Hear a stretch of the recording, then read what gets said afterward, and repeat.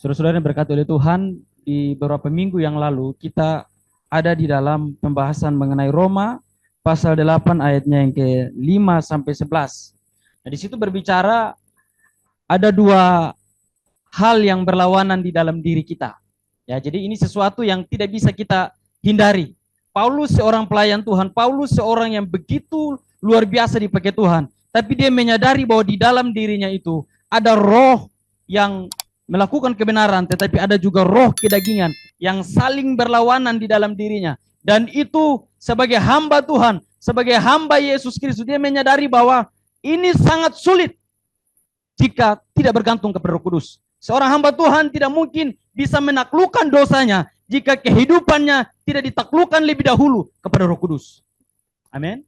Makanya Paulus di dalam Roma pasal yang ke-7 ayat 15 dia berkata begini, sebab apa yang aku perbuat aku tidak tahu, karena bukan apa yang aku kehendaki yang aku perbuat, tetapi yang aku benci itulah yang aku perbuat. Jadi Paulus di dalam kesadarannya sendiri ketika dia mengambil keputusan untuk percaya kepada Kristus dan Roh Kudus ada di dalam dirinya, dia sendiri tidak mau melakukan hal-hal yang bertentangan dengan kebenaran.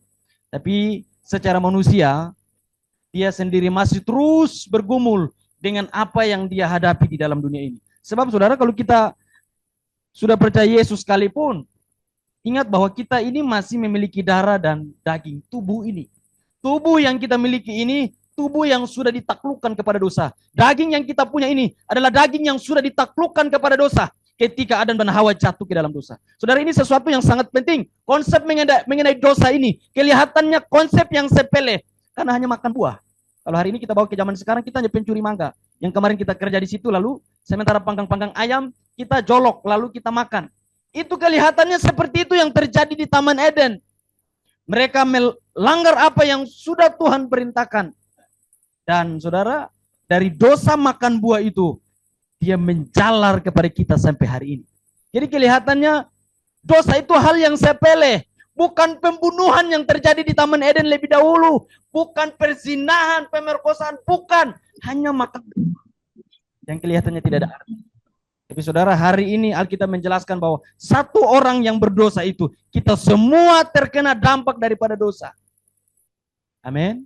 Semua terkena. Sehingga ada orang mengatakan bahwa di dalam persekutuan atau gereja itu bukan kumpulan para malaikat, bukan kumpulan orang-orang kudus, bukan kumpulan orang-orang suci tanpa dosa, tapi kita semua adalah orang-orang yang terus diperbaiki oleh Tuhan setiap hari.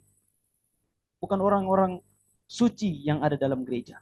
Kita semua datang dengan satu kesadaran bahwa kalau bukan karena Tuhan, kalau bukan karena Roh Kudus, saya tidak mampu menghampiri Tuhan. Itu kesadaran kita.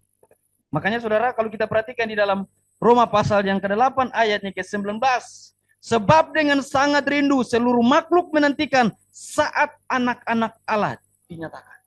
Nah, saudara-saudara, di dalam teks yang sudah kita baca ini, bagian yang pertama, kalau kita perhatikan ada kata seluruh makhluk. Ya, jadi seluruh makhluk itu, terjemahan paling tepatnya itu seluruh ciptaan. Ya, jadi bukan hanya makhluk hidup, tapi seluruh ciptaan. Nah, itu berbicara apapun yang ada di dalam dunia, yang termasuk ciptaan Allah, saat ini sedang mengalami penyakit secara duniawi, jasmani. Saudara, tumbuh-tumbuhan mengalami, hewan-hewan mengalami, semua mengalami penderitaan jasmani ini. Dan semua sedang menantikan bahwa suatu saat kita semua akan dipulihkan oleh Tuhan. Saudara, ada berkaitan dengan seluruh makhluk ini atau seluruh ciptaan ini, ada yang mengatakan bahwa seluruh ciptaan di sini hanya dikhususkan kepada manusia. Ya, jadi hanya manusia saja yang bisa memuji Tuhan yang disebut makhluk ciptaan Allah. Artinya dalam Mazmur pasal 150 ayat yang ke-6 firman Tuhan berkata, biarlah segala yang bernafas memuji Tuhan. Jadi ada yang mengatakan bahwa seluruh ciptaan ini hanya mengerucut kepada seluruh yang bernafas. Artinya yang lain kayu batu tidak sedang menantikan pengharapan, tidak menantikan penebusan. Tapi kita melihat bahwa bukan hanya manusia, bukan hanya yang bernafas yang saat ini menantikan pengharapan, tapi Alkitab mengatakan bahwa seluruh ciptaan Allah sedang mengalami penderitaan dan sedang menantikan pengharapan, menantikan penebusan Tuhan itu. Dan memang betul. Ya, sekalipun ada banyak penafsiran mengenai ini, Tapi saya sendiri berpandangan bahwa kata seluruh ciptaan itu termasuk kayu, batu, dan lain sebagainya. Semua yang termasuk ciptaan Allah hari ini menantikan anak Allah dinyatakan. Dalam Kolose 1 ayat 20 firman Tuhan berkata, dan oleh Dia ia memperdamaikan segala sesuatu dengan dirinya, baik yang ada di bumi maupun yang ada di sorga, sesudah ia mengadakan perdamaian oleh darah Yesus Kristus. Jadi yang saat ini menantikan pengharapan itu bukan hanya manusia, bukan hanya orang berdosa, bukan hanya orang-orang yang dapat merasakan penderitaan jasmani, tapi seluruh ciptaan Allah hari ini sedang mengalami penderitaan. Saudara, ini sesuatu yang penting supaya kita sadari, ya. Seringkali kita berpikir bahwa apa yang ada di sekitar kita itu tidak penting. Tapi setelah Adam jatuh ke dalam dosa, bukan hanya mereka sendiri yang dikutuk, tapi bahkan tanah tempat mereka mengusahakan hasil mereka, itu pun terkutuk oleh Tuhan. Bukan hanya tanah, kita semua mengalami kutukan karena dosa. Saudara, di dalam sel group beberapa minggu ini, kita membahas tentang dosa. Dari malam Natal di Mola, itu membahas tentang dosa. Hari ini pun berbicara tentang dosa. Saya duduk dan memikirkan, kenapa hari ini 1 minggu, 2 minggu belakangan di sel group di Joy, ini membahas tentang dosa. Why? Saudara, saya berpikir bahwa saya secara pribadi harus dikoreksi. Saya berpikir bahwa Tuhan mau koreksi kita. Saya suka dengan pendeta Stephen Top kata-kata mengatakan bahwa seringkali ada banyak hamba Tuhan melayani Tuhan sambil berdosa.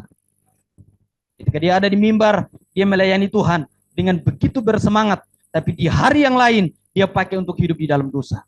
Nah, ini sesuatu yang bertentangan di dalam diri kita.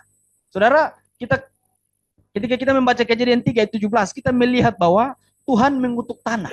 Tuhan bukan hanya mengutuk Adam dan Hawa dan mengusir mereka dari Taman Eden, tapi tanah yang akan Adam kerjakan untuk mendapatkan hasil mengalami terkutuk.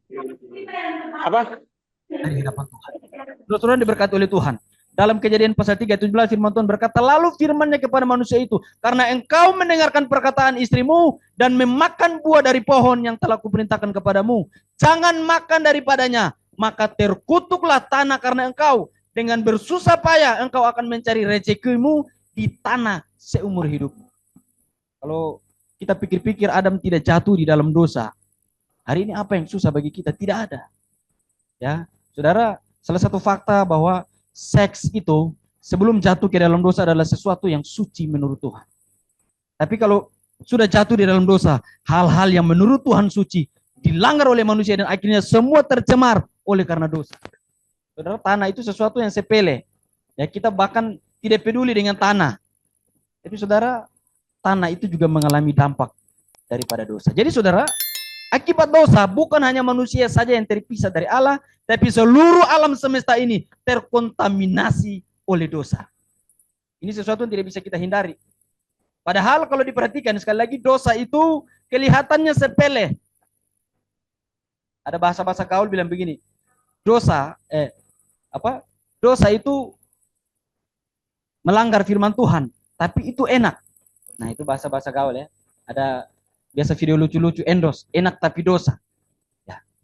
Karena apa? Kita memikirkan bahwa dosa itu sesuatu yang sepele, tapi punya dampak yang begitu besar. Saudara, jangan berpikir bahwa kita lakukan dosa lalu Tuhan tidak menuntut kita. Selalu ada tuntutan Tuhan, tapi tunggu waktunya. Ya, tunggu waktunya. Kita tidak tahu kapan, tapi ingat bahwa setiap konsekuensi dosa kita selalu ada tuntutan dan Tuhan akan tagih itu dari kita. Karena dosa merupakan hutang. Amin. Dosa adalah utang. Sewaktu-waktu Tuhan akan berkata bahwa bayar utangmu itu. Bayar. Dan kita akan bayar. Tanpa kita bayar, maka Tuhan akan tuntut itu daripada kita. Saudara-saudara yang diberkati oleh Tuhan, salah satu hal yang terjadi di alur hari-hari ini, kita masih ada dalam musim politik. Ya, sekalipun kita harus memikirkan supaya Yesus harus turun. Kita harus memikirkan bahwa Tuhan yang harus turun. Mereka yang sudah terpilih, mereka naik. Kita tidak peduli lagi. Tugas kita mendoakan mereka. Tapi kita harus memikirkan satu hal penting bahwa Yesus ini mau turun di dalam hidup kita. Kita akan memperingati 2000 tahun lalu peristiwa Natal itu terjadi. Saudara, banyak orang Kristen lebih suka kampanye daripada ke gereja. Saudara, kalau perhatikan kampanye, itu orang yang tidak pernah ke gereja itu ada nomor 2, nomor 3, jalan. Joget di panggung. Saya duduk dan saya pikir-pikir, kenapa banyak orang Kristen seperti ini? Karena mau jadi apa kekristenan hari ini? Kalau pemimpin-pemimpin gereja tidak bertobat hari ini. Saya berharap bahwa pemimpin yang naik ini punya hati melayani Tuhan. Saya selalu bilang sama beberapa teman, kebetulan ketua partai, saya bilang, saya titip kekristenan di Alor kepada pemimpin-pemimpin hari ini. Kenapa? Karena waktu tim dari STEMI datang, mereka tidak hadir di kantor bupati waktu kami pergi dan mau ibadah. Wah, itu sedih sekali. Saya pikirkan itu tuh, saya menangis dalam hati. Kita terlalu tutup mata dengan Tuhan, tapi Tuhan masih perhatikan kita. Saya bilang sama mereka, kamu naik jadi pemimpin, saya titip penginjilan di Alor, saya titip kekristenan di Alor ini. Amin. Tuhan titip itu di hati kita.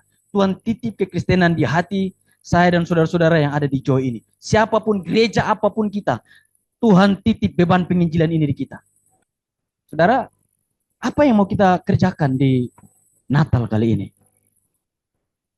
Ini menjadi perenungan bagi kita. Ya, jadi seringkali banyak orang Kristen, saya selalu kritik ulang-ulang. Kenapa ketika Natal itu gereja-gereja atau anak-anak sekolah minggu itu harus ditawarkan dengan Santa Claus?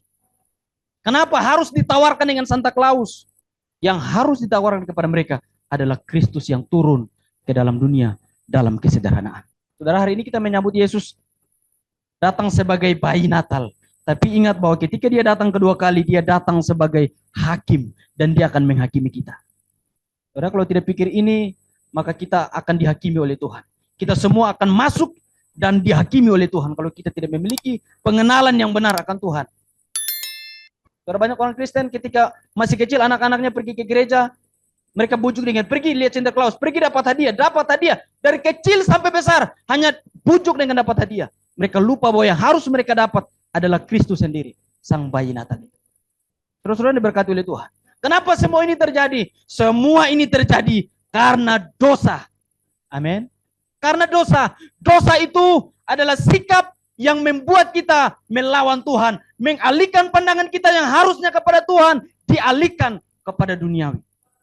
Saudara-saudara, John Calvin mengomentari Kejadian 3:17 tadi mengatakan begini, ayat ini menunjukkan konsekuensi langsung dari dosa. Adam tidak hanya dihukum, tetapi seluruh ciptaan juga terpengaruh oleh dosa. Bukan hanya Adam yang dihukum, tapi seluruh yang ada di dalam dunia, yang termasuk dalam ciptaan Allah ini, mengalami penghukuman karena dosa. Seorang penafsir, R.C. Sproul mengatakan begini, ketika manusia berdosa, akibat dosa itu dilimpahkan atas segala ciptaan lainnya. Oleh karena dosa Adam, bukan hanya kita yang menderita, melainkan juga gajah, kupu-kupu, anjing, dan apapun itu ikut menderita. Mereka tidak pernah meminta untuk menderita seperti itu, tetapi mereka telah menderita akibat kejatuhan Tuannya sendiri. Tuhan daripada seluruh binatang pada zaman dahulu siapa? Adam. Tuhan perintahkan Adam, rawat ini semua, kasih nama semua. Dia punya Tuhan jatuh dalam dosa. Bukan hanya dia Tuhan saja yang dikutuk oleh Tuhan, tapi seluruh peliharaannya juga mengalami kutukan oleh dosa. Karena ini sesuatu yang penting bagi kita untuk kita harus berbenah diri. Saya satu minggu ini saya pikir, kenapa yang firman Tuhan datang dari cell group, dari Natal, tadi malam hanya berbicara dosa. Karena saya tahu bahwa Tuhan mau koreksi saya. Dan hari ini saya mau sampaikan juga bahwa Tuhan mau koreksi kita di zaman ini. Amin. Atau ada yang tidak mau dikoreksi oleh Tuhan lagi. Saya berharap kita semua buka hati kita supaya kita mau dikoreksi oleh Tuhan. Seringkali orang omong, kita kepala batu. Kita dengan kita bawa omong, kita tidak mau dengar. Kita mau Tuhan yang omong langsung. Ya, Tuhan koreksi kita, mari buka hatimu, buka dirimu dan sadari keberdosaanmu di hadapan Tuhan. Kita orang-orang berdosa ini membutuhkan anugerah Tuhan setiap hari. Tidak ada yang kebal terhadap dosa. Siapapun dia, tidak ada yang kebal terhadap dosa. Kita semua membutuhkan anugerah Tuhan setiap hari. Karena hanya anugerah Tuhan yang bisa menjaga kita dari kejatuhan-kejatuhan kita ke dalam dosa. Kenapa Daud jatuh dalam dosa? Karena dia bergeser dari anugerah Tuhan. Kenapa Abraham jatuh di dalam dosa? Karena ada ketidakbergantungan yang dia kerjakan. Dan itu membuat dia harus jatuh di dalam dosa. Kenapa banyak tokoh-tokoh di Alkitab jatuh di dalam dosa? Karena mereka mulai bergeser dari hadapan Tuhan. Mereka mulai jauh dari hadapan Tuhan. Semua tumbang. Tidak ada orang hebat di sini. Saya berbicara pun tidak hebat. Kita semua butuh anugerah Tuhan. Kita semua membutuhkan Roh Kudus dalam kehidupan kita. Saudara, dengan demikian, saya juga percaya bahwa apapun itu yang kita kerjakan, hanya membuahkan kejahatan di hadapan Tuhan. Saudara mau berpendidikan setinggi apapun itu, tanpa iman kepada Kristus, semua dosa. Lalu apa solusinya? Solusi dari dosa kita hanya Kristus. Amin. Solusi dari dosa kita hanya Tuhan Yesus. Tidak ada solusi yang lain. Sekali lagi, tidak ada solusi yang lain. Solusi dari pembebasan seluruh ciptaan Allah ini hanya melalui Kristus. Tidak ada yang lain. Ini sesuatu yang penting bagi kita. Ya, banyak orang Kristen ketika Tuhan kasih jabatan lupa Tuhan. Kita tidak punya solusi lain untuk mengatasi keberdosaan kita. Tidak punya solusi lain untuk datang kepada Tuhan hanya melalui Kristus. Itu solusi kita. Solusi kita paling agung itu hanya melalui Tuhan Yesus. Tidak ada solusi lain. Karena hanya Tuhan Yesus yang diutus oleh Allah Bapanya menjadi pendamai bagi kita. Saudara, di dalam Roma pasalnya yang ke 3 ayat 23, coba kita baca sama-sama. Roma pasal 3 ayat yang ke 23. 23 sampai 25 kita baca dengan suara yang lantang bersama-sama. 1, 2, dan 3. Karena semua orang telah berbuat dosa dan telah kehilangan kemuliaan Allah. Dan oleh kasih karunia telah dibenarkan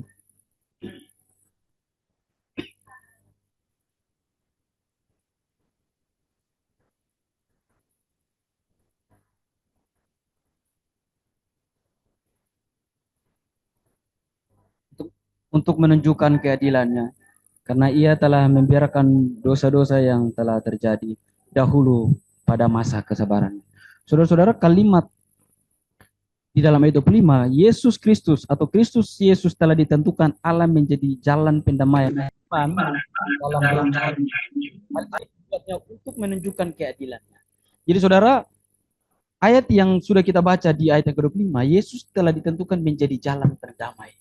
Saudara, ini sesuatu yang bukan hanya kalau di dalam terjemahan bahasa Indonesia kita melihat hanya pendamai.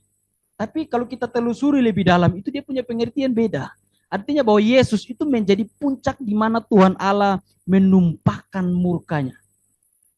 Saudara, kalau saudara punya masalah dengan orang, saudara harus dapat dia baru saudara puas. Dapat dia pukul dia baru saudara puas. Atau saudara ribut dengan teman, saudara mau dia kena tantangan dulu baru saudara senang. Atau kita orang alur punya kebiasaan, saya harus taruh nasar sampai dia mati dulu baru saya senang. Saudara, ini yang terjadi dengan Yesus. Kalau Yesus tidak datang, Tuhan Allah tidak mungkin senang melihat kondisi kita manusia. Seluruh perayaan-perayaan Paskah di dalam Perjanjian Lama mempersembahkan korban itu hanya sementara dan tidak membuat Allah puas. Allah puas ketika Yesus menggantikan posisi kita. Itu yang membuat Tuhan puas. Jadi saudara, untuk menebus saya dan saudara, Yesus harus mati untuk kita. Untuk menebus saya dan saudara, Yesus harus menjadi titik penumpasan murka Allah. Saudara, itu sesuatu yang bukan sepele. Berarti ini sesuatu yang sangat penting bagi kita. Saudara, kalau punya musuh, saudara mau dapat dia dan pukul dengan tangan langsung sampai dia terima balasan, dulu baru puas. Saudara, Allah pernah lakukan itu kepada anak tunggalnya. Kenapa? Karena Tuhan Yesus menggantikan posisi kita.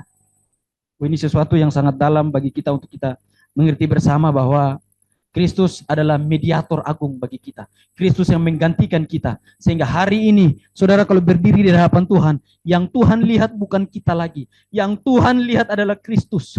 Dan di dalam Kristus itu dipenuhi oleh orang-orang yang telah ditebus dari dalam dosa kepada kebenaran. Dan itu adalah kita, saya dan saudara. Saudara, Tuhan tidak mungkin menagih hutang kita lagi. Kenapa? Karena hutang kita sudah dibayar oleh Kristus. Hutangnya kakak Gilbert sudah dibayar oleh Kristus. Hutangnya kakak Nino, hutangnya saya dan hutang kita semua telah dibayar oleh Kristus. Yang hari ini Tuhan Allah lihat siapa? Dia melihat Kristus dan di dalam Kristus ada kita semua. Itu yang paling penting.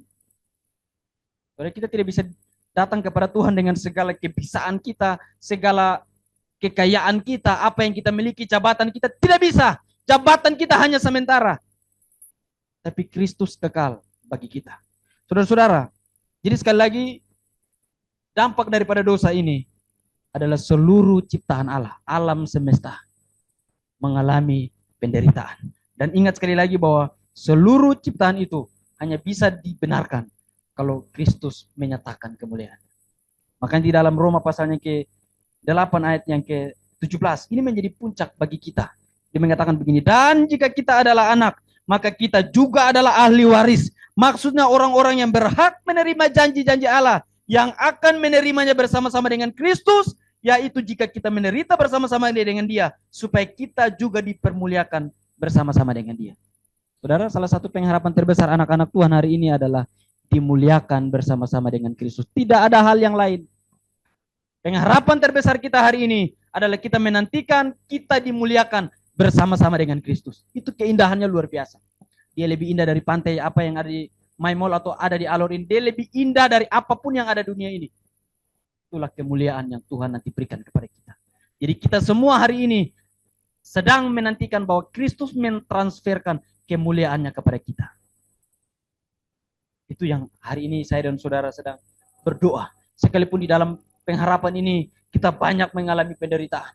Ayat yang ke-18 tadi mengatakan, sebab aku yakin bahwa penderitaan zaman ini tidak dapat dibandingkan dengan kemuliaan yang akan dinyatakan kepada kita. Saudara, saya percaya bahwa hari ini kita mengalami penderitaan yang sulit kita jelaskan. Kita mengalami penderitaan secara fisik, kita mengalami penderitaan secara pikiran, secara batin. Seluruh pikiran kita, seluruh tubuh kita saat ini ada di dalam penderitaan. Tidak ada yang bebas. Kenapa? Dosa. Dosa itu membuat kita menjadi hamba. Dia tidak menjadikan kita semakin. Iblis seringkali membuat kita terkecoh dengan hal-hal yang mewah. Tapi di balik kemewahan itu ada kehambaan yang akan iblis berikan kepada kita. Dan kita akan tunduk di bawah iblis. Kita akan tunduk di bawah kuasa dosa. Karena kita tunduk kepada iblis. Saudara-saudara yang berkat oleh Tuhan. Sekali lagi, solusi daripada semua ini hanya Kristus. Jadi sekali lagi bagian yang pertama kita melihat bahwa seluruh ciptaan kita, seluruh ciptaan Tuhan ini mengalami penderitaan. Yang berikut itu, bagian yang kedua, seluruh ciptaan telah ditaklukkan kepada kesia-siaan. Ayat yang ke-20, karena seluruh makhluk telah ditaklukkan kepada kesia-siaan, bukan oleh kehendaknya sendiri, tetapi oleh kehendak Dia yang menaklukkan. Saudara-saudara berkat oleh Tuhan, mengapa semua ciptaan atau alam semesta ini hari ini tertaklukkan di bawah kuasa dosa? Karena yang pertama, ada pelanggaran terhadap perintah Tuhan. Berawal dari ketidaktaatan satu orang, maka seluruhnya mengalami penderitaan. Pendeta Stephen Tong mengatakan begini, ada 3 hal yang tidak bisa dihindari oleh manusia. Saudara mau cari ini di dalam segala zaman pun, saudara tidak akan bisa temukan obat untuk melawan ini, jika bukan karena Kristus. Saudara, ada 3 hal itu. Yang pertama, penderitaan. Saudara tidak akan mungkin lolos dari penderitaan ini. Yang berikut ada dosa. Dan yang ketiga ada kematian. 3 hal ini tidak mungkin bisa dihindari oleh siapapun selama dia hidup di dunia ini. Tidak bisa. Penderitaan, dosa, dan kematian. Siapapun kita mengalami hal ini. Kita tidak bisa lolos dari kematian. Kita tidak bisa lolos dari penderitaan. Kita juga tidak bisa lolos dari dosa. Wow, ini luar biasa. Alkitab banyak memberikan pengertian ini kepada kita. Bahwa tidak ada satu orang pun yang benar di hadapan Tuhan. Ketika kita jatuh, Adam dan Hawa jatuh ke dalam dosa, maka hari itu juga kemuliaan Allah hilang. Dan mereka mengalami kematian secara rohani, jasmani, dan akhirnya yang menolak Kristus akan mengalami penderitaan, kematian kekal. Saudara, 3 hal ini tidak bisa kita hindari. Saudara, hari ini saudara pergi ke rumah sakit, orang-orang akan terus terbaring di rumah sakit sampai Tuhan Yesus datang. Saudara ke rumah sakit akan menemukan hal ini. Saudara pergi hidup di mana-mana, saudara akan temukan namanya kematian. Ini tidak bisa dihindari. Saudara ke rumah sakit, engkau akan lihat begitu banyak orang terbaring karena sakit di rumah sakit.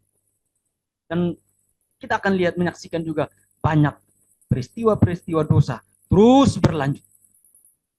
Saudara, jangan sampai kita berpikir bahwa kita yang datang di persekutuan Joy ini, kita lebih benar daripada orang lain. Tidak. Saudara, mungkin saja dosa kita belum terungkap oleh Tuhan. Dosa kita belum terekspos oleh Tuhan. Seperti dosanya Raja Daud. Dosanya Salomo. Itu dosa mereka itu Tuhan bukakan bagi orang-orang Kristen hari ini. Jangan sampai hari ini kita datang seolah-olah kita tidak punya dosa. Tapi sewaktu-waktu Tuhan buka, orang semua akan heran dengan kita. Ya, aktif melayani, aktif WL. Di mana ada persekutuan, dia punya diri hadir di situ. Tapi kalau Tuhan sudah bukakan semua itu, maka semua telanjang dan kita akan malu di hadapan Tuhan. Sama seperti Adam dan Hawa jatuh ke dalam dosa. Roma 3:23 tadi berkata, karena semua orang telah berbuat dosa dan telah kehilangan kemuliaan Allah. Karena dosa, kemuliaan Allah menjadi hilang dalam diri manusia. Dan dosa itu merambat ke seluruh ciptaan Allah, terlebih manusia. Alkitab menggambarkan kondisi kita ini sebagai mati rohani. Ya, kita ini sedang mati rohani. Jadi saudara, kalau kita mau bergumul tentang dosa, pembahasan tentang dosa ini bisa berjilid-jilid. Ya, bisa berjilid-jilid tentang dosa ini. Alkitab menuliskan dalam bahasa asli itu bukan hanya satu pengertian, ada begitu banyak pengertian tentang dosa. Dan hari ini saudara, kita sekali lagi memikirkan tentang dosa ini. Saya percaya bahwa kita semua tidak ada hari yang kita lewati tanpa dosa. Amin. Tidak ada hari yang kita lewati tanpa dosa. Semua pasti lewati dan alami dan lakukan dosa itu. Paulus begitu bergumul dengan kondisi kehidupan jemaat yang ada di Roma. Paulus seolah-olah mau mengatakan bahwa mereka harus sadar. Mereka harus sadar dalam kehidupan kekristenan kita, kehidupan bergereja. Satu hal yang paling penting itu kita sadar. Kita sadar bahwa segala sesuatu ini tidak mungkin kita nikmati kekal. Karena semuanya akan berakhir. Maka kita harus memiliki satu kesadaran bahwa kita ini anak-anak Tuhan. Orang-orang yang memiliki kesadaran bahwa dia adalah anak Tuhan, dia yang akan berjuang keluar dari dosa dan masuk ke dalam satu kehidupan yang baru. Paulus ingin mereka sadar bahwa tidak ada lagi penghukuman bagi mereka yang ada di dalam Kristus. Ini solusinya. Paulus ingin mereka sadari itu. Paulus ingin mereka sadar bahwa Roh Kudus sudah memberikan kehidupan yang baru bagi orang percaya. Itu dalam Roma 8 ayat 2. Paulus juga ingin mereka sadar bahwa mereka yang sudah ada dalam Kristus, yang tadinya adalah hamba dosa, tapi karena beriman kepada Kristus, mencari solusinya yang adalah Kristus. Paulus ingin mereka sadar bahwa mereka yang sudah ada dalam Kristus adalah ahli waris kerajaan Allah. Saudara, kita semua yang ada dalam Kristus hari ini, gereja apapun kita. Saudara mau dari Kemah Injil, mau dari GBI, mau dari Reform, mau dari Gemit, kebenaran kita adalah Kristus, bukan tembok gereja. Amin. Kebenaran kita adalah Kristus. Banyak gereja-gereja Tuhan hari-hari ini sulit mendoakan sesama gerejanya. Orang Gemit sulit mendoakan gereja yang lain. Mungkin orang Betel sulit mendoakan gereja yang lain. Orang Kemah Injil mungkin sulit mendoakan gereja yang lain. Dan persekutuan-persekutuan yang lain sulit mendoakan gereja dan persekutuan-persekutuan yang lain. Padahal firman Tuhan berkata bahwa kita ini satu di dalam tubuh Kristus. Tugas kita memikirkan bagaimana tubuh Kristus ini terus semakin bertumbuh di dalam Tuhan. Saya berani katakan bahwa gereja kita tidak mampu membawa kita bertemu Tuhan. Gereja apapun kita yang bisa membawa kita bertemu dengan Tuhan, solusinya cuma satu. Tuhan Yesus Kristus, itu solusi kita. Amin. Solusi kita adalah Tuhan Yesus. Dia yang mampu membawa kita bertemu dengan Tuhan. Karena dia yang diutus oleh Bapa menjadi jalan pendamai bagi kita dan Tuhan Allah. Tanpa Yesus, maka tidak mungkin terjadi persekutuan yang indah ini. Banyak orang Kristen hari-hari ini sekali lagi sulit memaknai Natal itu. Mereka berpikir bahwa Yesus datang itu hanya kasihnya. Saudara, kalau pelajari kitab Roma lebih dalam, itu ngeri sekali. Yang Tuhan Allah lakukan kepada Kristus itu sesuatu yang kejam. Dan kekejaman itu harusnya diberikan kepada kita. Harusnya saya dan saudara yang alami itu. Harusnya murka Tuhan itu datang kepada kita malam ini. Murka Tuhan itu datang kepada kita. Tapi Yesus ambil alih itu. Karena Tuhan begitu mengasihi kita. Jadi dalam Natal ini seringkali banyak orang berpikir, kita hanya berbicara Allah yang kasih. Tanpa kita melihat bahwa di balik kasih Allah itu ada keadilan yang Tuhan berikan. Dan keadilan itu hanya dirasakan oleh Tuhan Yesus. Saudara-saudara, ada seorang dokter dari Cina itu dia mendapatkan bahwa penyakit yang dialami oleh Tuhan Yesus itu tidak mungkin dialami oleh manusia biasa seperti kita. Saudara, tidak ada orang yang cemas sampai pembuluh darahnya pecah. Bahkan Alkitab mencatat bahwa peluh-peluh keringat yang keluar dari Yesus itu seperti titik-titik darah. Saudara, tidak ada manusia yang ditemukan memiliki persamaan penyakit seperti Tuhan Yesus. Karena ketika kita mulai menaiki tingkat kecemasan tinggi seperti yang dialami oleh Yesus, jalan satu-satu daripada kita bunuh diri. Bunuh diri. Karena tidak sanggup.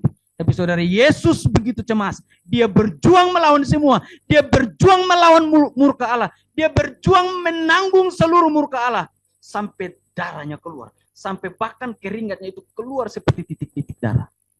Saudara, semua itu dilakukan untuk kita. Untuk saya dan saudara. Oh, ini sesuatu yang luar biasa. Seringkali kita berpikir bahwa Yesus mati dan kita anggap sepele. Yesus itu sudah lahir. Kita anggap Natal ini sesuatu yang sepele.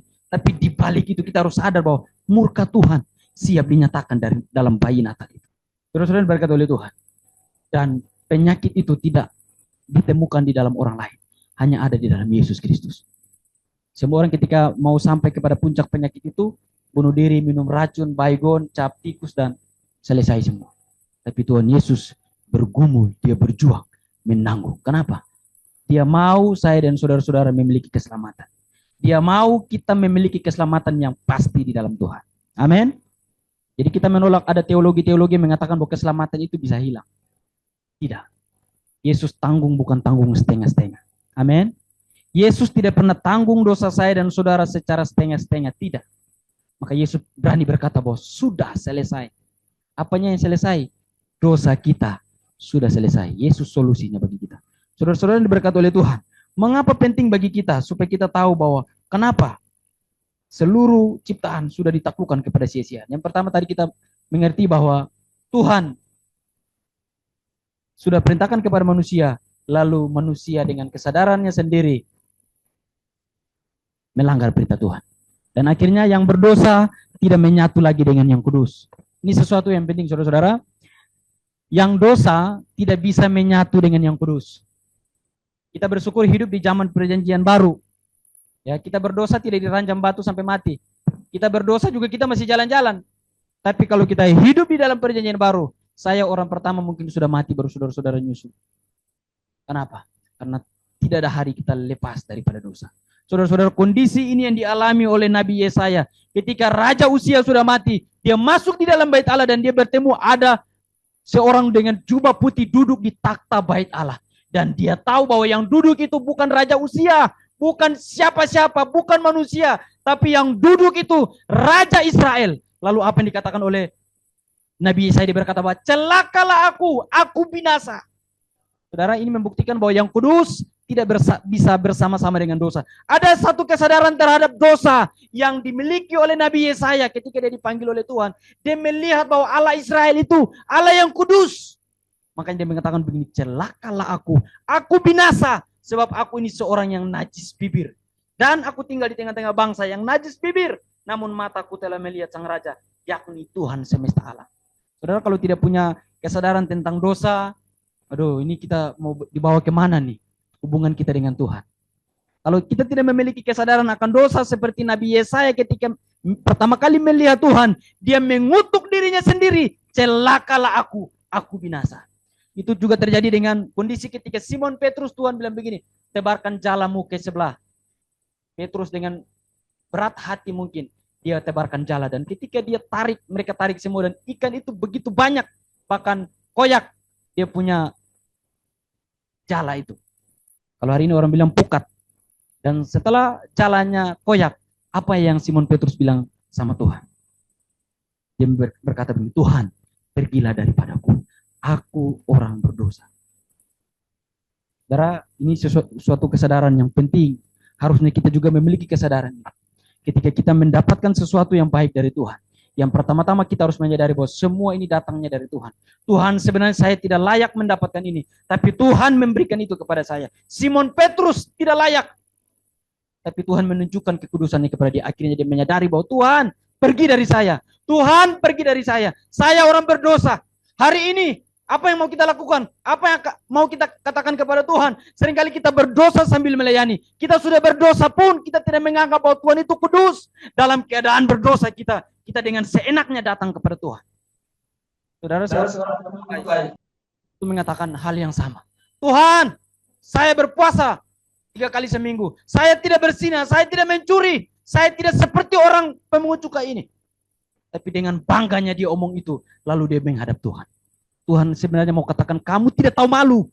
Kamu itu harusnya ditolak oleh Tuhan. Kamu tidak layak menyebut namaku. Kamu tidak tahu malu datang kepada saya dengan sombong di hadapan Tuhan. Seringkali banyak orang Kristen kita datang di hadapan Tuhan itu datang dengan kesombongan.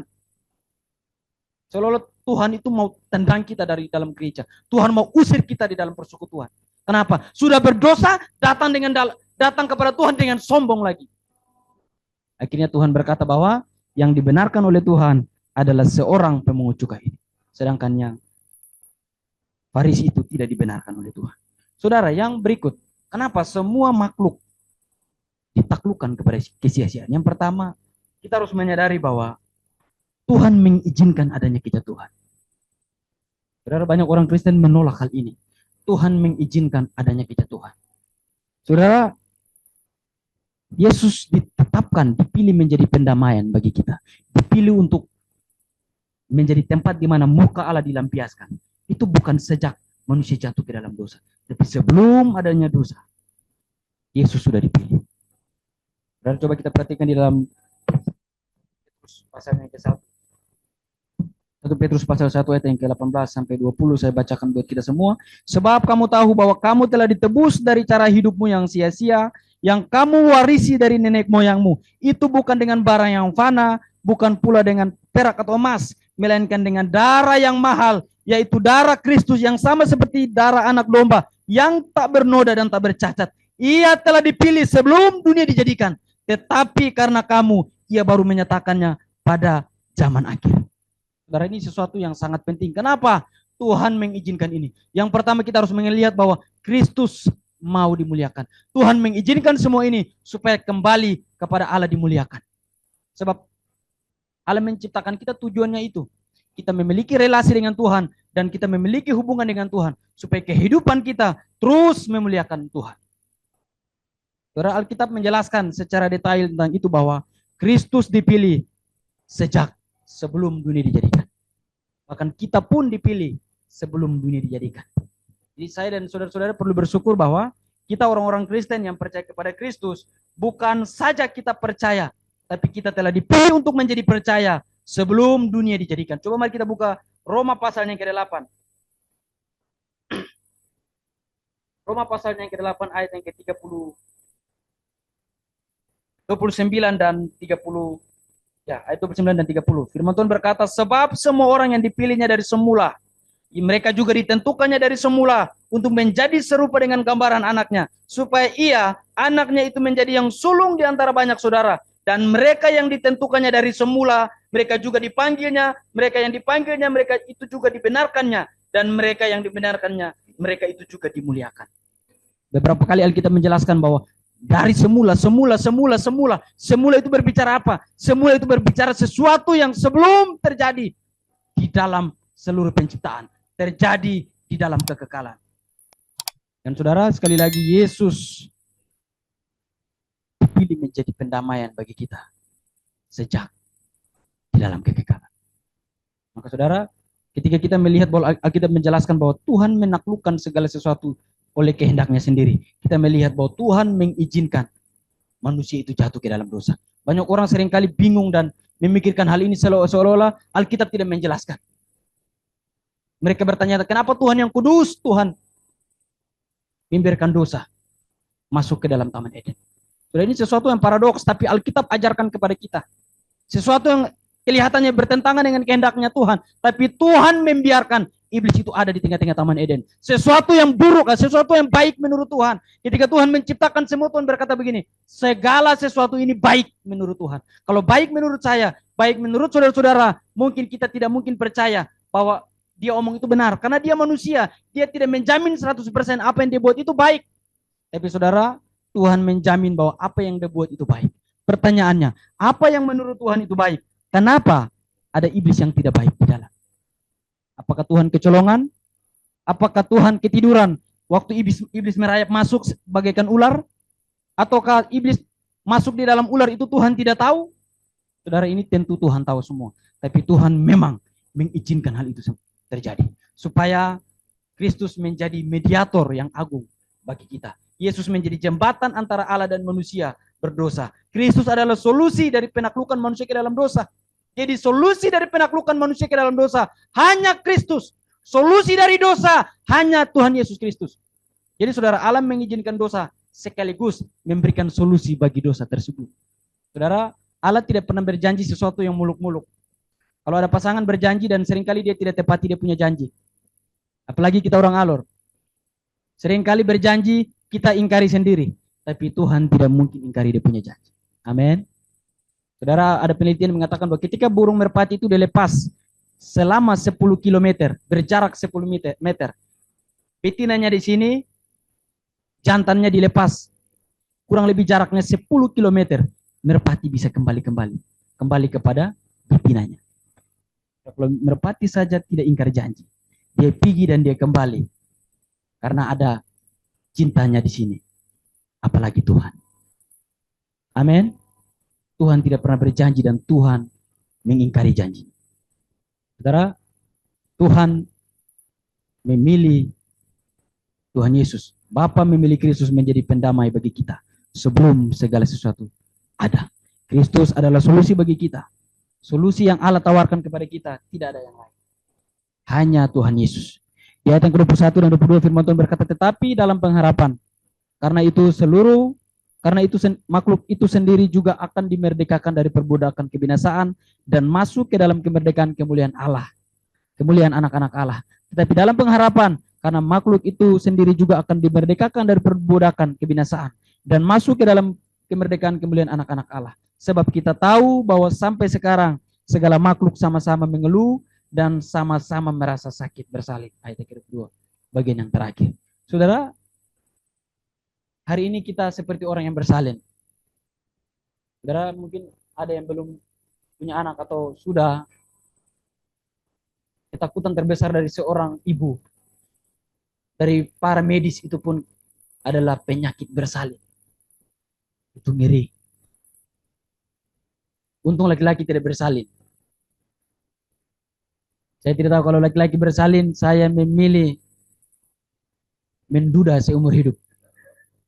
Karena terlalu berat. Karena ketika ibu-ibu bersalin, hanya ada dua pilihan. Mati or life. Die or life. Itu bahasa dari mana saya juga tidak tahu. Bahasa Pantar. Jadi hanya ada itu dua pilihan. Die or life. Mati atau hidup. Kenapa? Kita semua saat ini kondisi kita ada di hadapan Tuhan. Mati atau hidup. Binasa atau selamat. Binasa atau selamat. Kita tinggal memilih. Kita tinggal mau pilih yang mana. Kau mau binasa atau mau selamat. Kalau binasa, jangan jadikan Yesus sebagai solusi. Tapi kalau mau hidup benar dan diselamatkan oleh Tuhan, jadikan Yesus sebagai solusi bagi kita. Ia akan memerdekakan kita dari penderitaan ini. Penderitaan yang dimaksudkan adalah penderitaan karena dosa. Dosa kita akan terlepas hanya ketika kita berjumpa dengan Kristus. Selama kita belum berjumpa dengan Kristus, dosa kita tidak akan lepas. Terus ada dalam diri kita. Seorang penafsir kitab suci cukup hebat, dia mengatakan bahwa kita ini punya dosa-dosa sisa. Nah, dia punya nama John Owen. John Owen itu mengatakan bahwa kita ini sudah ditebus oleh Kristus, tapi kita masih punya dosa-dosa sisa. Kenapa? Kita masih hidup di dunia. Begitu. Tuhan berikan kita tanggung jawab untuk mengusahakan hidup baik di hadapan Tuhan. Kita beriman, kita selamat. Tapi ketika kita melakukan perbuatan baik, tanda bahwa kita telah diselamatkan oleh Tuhan. Saudara-saudara, sekali lagi pengharapan terbesar anak-anak Tuhan adalah dimuliakan bersama-sama dengan Kristus dalam kerajaan Allah. Tidak ada sukacita terbesar selain daripada sukacita ini. Amin. Sekali lagi, sukacita terbesar kita adalah dimuliakan bersama-sama dengan Kristus dalam kerajaan Allah. Tidak ada sukacita yang lain selain ini. Sejak kejatuhan, Allah sudah memberikan Kristus sebagai solusi tunggal bagi orang berdosa. Jadi, Yesus ini bukan salah satu jalan. Oke? Banyak orang-orang liberal yang bersembunyi di dalam gereja mengatakan bahwa Yesus itu salah satu jalan. Artinya masih ada jalan lain selain Yesus. Orang-orang yang berpikiran inklusif itu mengatakan bahwa di dalam Muslim itu ada Kristusnya sendiri. Di dalam Buddha itu ada Kristusnya sendiri. Di dalam Hindu itu ada Kristusnya sendiri. Kita menolak hal itu. Amin. Kita percaya bahwa Yesus Kristus satu-satunya jalan. menuju kepada keselamatan dan hidup. Dialah Yesus Kristus Tuhan. Saudara-saudara, mari kita sadari ini, bahwa di dalam ketidakberdayaan kita, kita mengakui bahwa Allah berdaulat atas seluruh kehidupan kita. Tuhan begitu mengasihi kita, Tuhan tidak mau kita yang sudah percaya kepada Kristus ini binasa. Tuhan menjaga kita. Ketika kita percaya kepada Kristus, ada jaminan, dan jaminan itu datangnya daripada Roh Kudus. Roh Kudus tidak memberikan kita alhamdulillah, tapi dia memberikan kita kepastian. Amin. Roh Kudus memberikan kita kepastian. Sekalipun kita saat ini lagi menantikan pengharapan sakit bersalin, tapi kita harus bersuka cita bahwa ketika kita ada dalam Kristus, tubuh memang mengalami hal serupa. Tubuh memang harus menderita, tubuh memang harus berdosa, tubuh memang harus mati. Tapi di balik kematian-kematian itu, ada satu tempat yang Tuhan sediakan bagi kita. Dan tempat itu adalah tempat di mana kita akan dimuliakan bersama-sama dengan Tuhan Yesus. Mari kita tunduk kepala dan kita berdoa.